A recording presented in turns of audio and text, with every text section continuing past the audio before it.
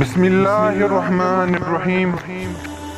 نن د جمعې مبارکه شپه ده او زه ستاسو ته نن یو داسې شخص په باره کې معلومات در کوم چې د کویت سره تعلق ساتي او د کویت یو مالداره شخص او شیخ. هغه شیخ چې کله مړ شو د سرو زرو روپۍ دې پاتې شو، د سرو زرو ګوتمې غاړې ته پاتې شو، د سرو زرو ډالر یو هر څه ته پاتې شو، د سرو زرو خښتې ته پاتې شوې او هغه ګاډي ته پاتې شول چې په دنیا کې قیمت نه جاز ته پاتې شو. هغه ګاډی ته پاتې شو چې د سرو زرو غمي پکې لګېدلي و، له سرو زرو غمیو څخه جوړ شوی. هغه محل ته پاتې شو چې د سرو زرو کټونه او دا ته جوړ شوي و، د سرو زرو المارۍ سرو زرو تیاره پاتې.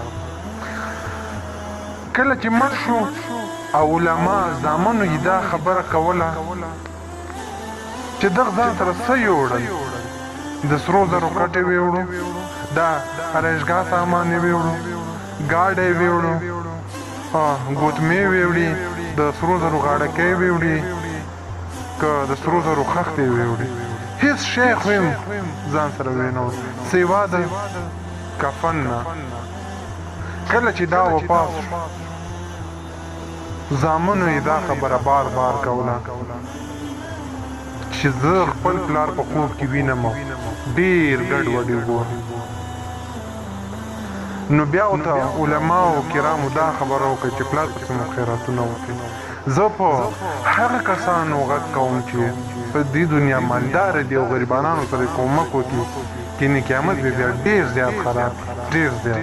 او بیا دې خدای پاک خو هغې دنیا دې نه بخي، په دې دنیا دې نه بخي، ستا سره به د یو ثانیې حساب کېږي. دا مال زامنو ته پاتې شو، پلار یې که هر څومره په سختۍ وګټلې مال یې زامنو ته پاتې شو. دا زامن یې که چېرته ښه مسلمانان یې نو په سمه استعمال کو نو ګټه او ثواب یې رسېږي، که په بدو لارې استعمال کو تاوان یې پلار ته رسېږي او ګټه یې پلار ته رسېږي. نو دومره مال جمع که چې ستا تر مرګه پورې وشي، نور مال رواله په غریبانانو یې خرج که چې په دې دنیا هم خدای پاک د ستا هر څه وکړي، بیا په هغې دنیا کې هم غاړه ورته خلاصوي. نو دا پرون مې دا شیونه په فیسبوک کې ولیدل، ډېر زیاته خوښه مې راشه نن ویډیو جوړه کړه په دې مسلمانانو ته. نو دا و زموږ نن ورځ د ویډیو